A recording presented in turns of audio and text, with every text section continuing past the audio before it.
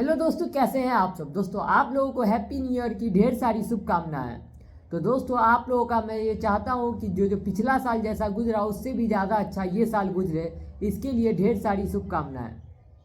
तो चलिए शुरू करते हैं। तो दोस्तों आपने भी लोन ले रखा है और आप बहुत ज़्यादा परेशान हैं, तो आपके लिए बहुत बड़ी खुशखबरी है, आरबीआई की तरफ से गिफ्ट है। अब क्या है इसके बारे में आज के वीडियो में बात करेंगे। और आप भी बहुत ज़्यादा परेशान हो गए, बहुत ज़्यादा तंग हो गए इस सारे रिकवरी एजेंट से, और ये बैंक के रूल रेगुलेशन से बहुत ज़्यादा परेशान हो गए। आपसे बहुत ज़्यादा इंटरेस्ट लिया जा रहा है, पेनाल्टी लिया जा रहा है और बहुत ज़्यादा परेशान किया जा रहा है। तो आपको क्या करना है इसके बारे में आज की वीडियो में बात करेंगे, और कैसे आप आरबीआई का गाइडलाइन फॉलो करते हुए इन सब प्रॉब्लम से बाहर आ सकते हैं। तो दोस्तों पूरा वीडियो आप एंड तक देखिए, थोड़ा सा भी स्किप नहीं करिए, और मेरा चैनल सब्सक्राइब कर लीजिए कि आपको इसी तरह का एजुकेशनल कंटेंट आगे चल के भी मिलता रहे। तो चलिए शुरू करते हैं।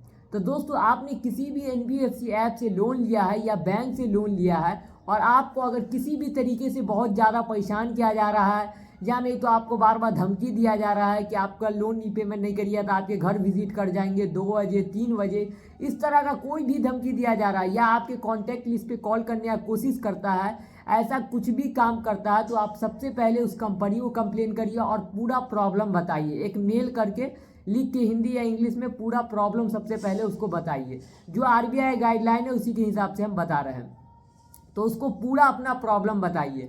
अगर वो आपका बात ना सुनता और आपकी बातों को इग्नोर करता, ध्यान नहीं देता है, तो आप आरबीआई के इस ईमेल आईडी में मेल कर सकते हैं। आरबीआई का ये ईमेल आईडी है rbi.org.in।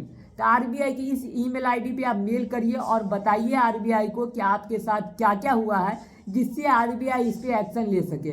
आपको ऐसा लगता होगा कि आप कंप्लेन करते हैं उससे कोई फ़ायदा नहीं होता। दोस्तों ऐसा बात नहीं है। अगर आप कंप्लेन करते हैं तो आपका एक आदमी का कंप्लेन आता है, 2 आदमी का कंप्लेन आता है। जब कंप्लेन हद से ज़्यादा किसी कंपनी का बढ़ जाता है तभी जाके उस कंपनी को बंद करना पड़ता है। जैसे कुछ दिन पहले नावी को बंद करना पड़ा, डीएमआई फाइनेंस, ये सब कंपनी क्या कर रहा था, बहुत ज़्यादा हैरेसमेंट कर रहा था, जिसके कारण इसको बंद करना पड़ा और ये लोन देना बंद कर दिया ये कंपनी।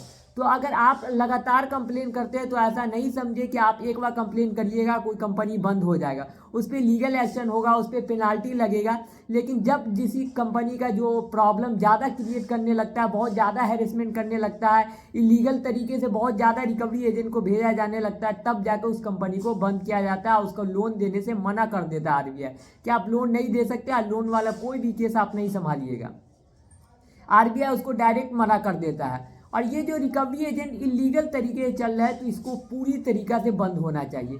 जिसमें रिकवरी एजेंट घर पे जाते हैं, ना ही इसके पास आईडी कार्ड रहता, ना डीआरए लाइसेंस रहता, ना विजिटिंग लेटर रहता, ना आईडी कार्ड, ऐसा कोई भी चीज़ नहीं रहता है। और कोई भी रिकवरी एजेंट अगर आपके घर पहुंच जाता है, डायरेक्ट उससे पूछिए कि ये आपका घर है, ये आपका घर है कि आप बिना परमिशन लिए मेरे घर पे विजिट कर गए। हमने तो कंपनी को सब कुछ बता रखा है। आप सबसे पहले कंपनी को एक मेल कर दीजिए और अपना प्रॉब्लम बता दीजिए कि आप किस कारण से पेमेंट नहीं कर पा रहे। उसके बाद आप 6 महीना 7 महीना जितना दिन का टाइम लेना चाहें उतना दिन का टाइम ले सकते हैं। तो सबसे पहले आप कंपनी को एक छोटा सा मेल कर दीजिए और अपना सारा कंडीशन बता दीजिए। उसके बाद कोई भी एजेंट आए, चाहे आपको कंपनी या बैंक टाइम दे या ना दे, फिर भी अगर कोई भी एजेंट आपके घर आता है बिना आपका परमिशन लिए और आके किसी भी तरीका बदतमीजी करता है, आप डायरेक्ट उसका जाके पुलिस में कंप्लेन कर दीजिए, उसका आरबीआई को कंप्लेन कर दीजिए, उसका उसी वक्त वीडियो बना लीजिए और उससे डायरेक्ट यही बात पूछिए कि आपने मेरा परमिशन लेके मेरे घर विजिट किया है। ऐसा थोड़ी है कि कोई भी आदमी जू खोले हुए हैं कि कोई भी आदमी डायरेक्ट आएगा घुस जाएगा। तो इस तरह का काम नहीं करिए और मेरे बिना बताए मेरे घर पे विजिट आप नहीं कर सकते। और इस तरह का अगर कोई भी रिकवरी एजेंट हरकत करता है तो डायरेक्ट उसका पुलिस में कंप्लेन करिए, और आपको डरने का ज़रूरत नहीं है। और आपको ऐसा लगता है कि आपके पास अभी पैसा नहीं है, आपको बहुत ज़्यादा प्रॉब्लम क्रिएट हो रहा है और आपका घर किसी तरह बहुत परेशानी से चल रहा है, तो आप बाद में जाके सेटलमेंट भी कर सकते हैं। वैसे भी मार्च महीना में क्लोजिंग डेट रहता है, सारे बैंकों और एनबीएफसी का क्लोजिंग डेट रहता है, तो ज़्यादातर कंपनी जो है अच्छा ऑफर देता रहता है। तो आप मार्च के महीना में आराम से आप सेटलमेंट कर सकते हैं।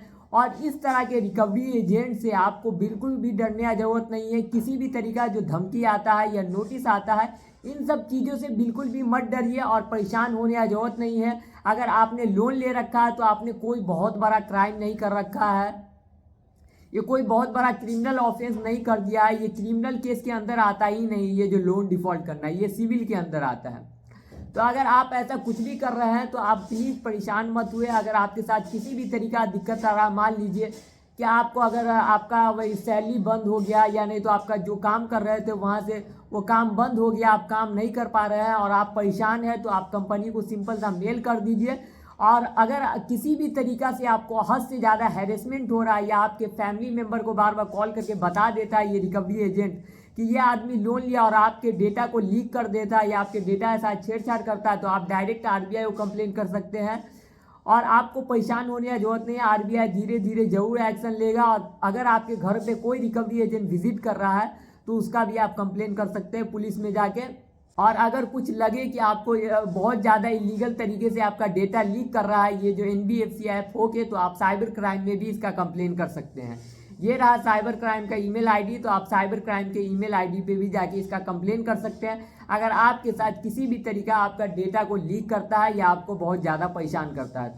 तो दोस्तों आपको ये वीडियो अच्छा लगा तो मेरा चैनल सब्सक्राइब कर लीजिए और नोटिफिकेशन ऑन कर लीजिए कि आपको इसी तरह का एजुकेशनल कंटेंट आगे चल के भी मिलता रहे। तो बाय दोस्तों।